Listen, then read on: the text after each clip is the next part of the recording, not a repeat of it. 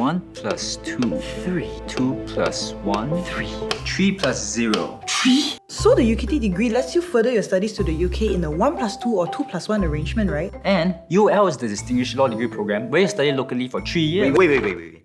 Do you realize everything here comes in threes? ATC? LAW?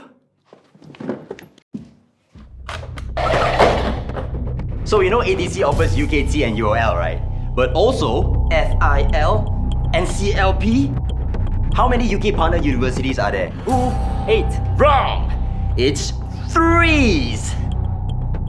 Everything you're saying is just a coincidence. Ah, yes. ATC just happens to be Malaysia's premier and most reputable private law school with over 3 decades of experience. Coincidence? I think not. So UKT or UOL? So, enroll with ATC and complete all 3 stages of your legal education with us. Click the link below now to find out more.